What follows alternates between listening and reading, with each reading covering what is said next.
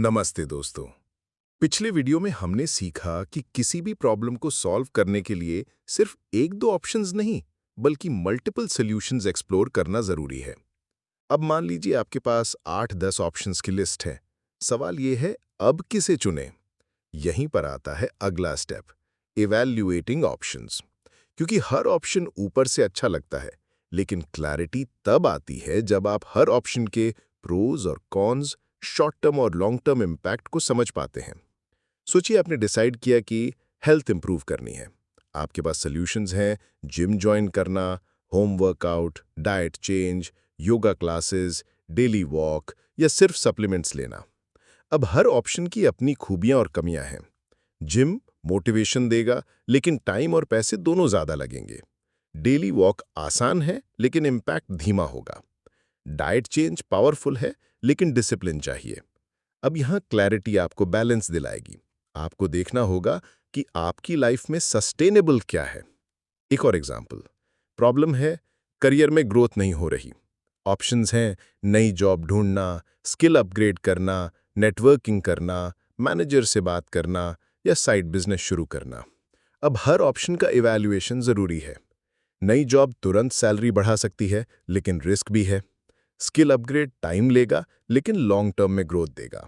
Networking immediate opportunities खोल सकता है। साइड बिजनेस फ्रीडम देगा लेकिन एनर्जी और स्टेबिलिटी दोनों चैलेंज करेगा।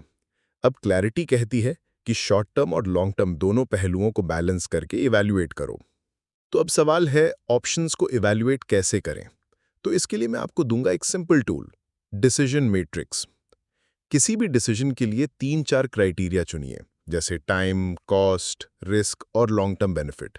फिर हर ऑप्शन को 1 से 5 तक स्कोर दीजिए। जब आप पूरी लिस्ट देखेंगे तो साफ हो जाएगा कि कौन सा ऑप्शन सबसे ज्यादा बैलेंस्ड है।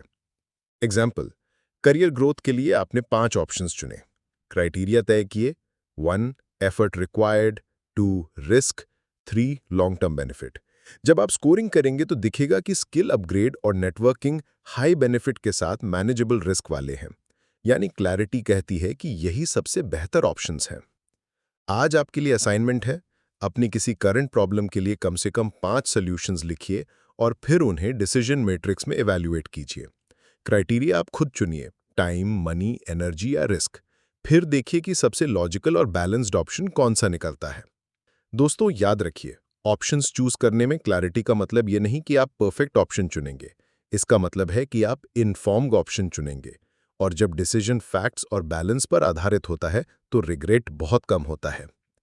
अब अगले वीडियो में हम सीखेंगे टेकिंग एक्शन, यानी जब ऑप्शन चुन लिया जाए तो तुरंत कदम कैसे उठाया जाए ताकि क्लैरिटी सिर्फ सोच में ना रहे बल्कि जिंदगी में दिखाई भी दे।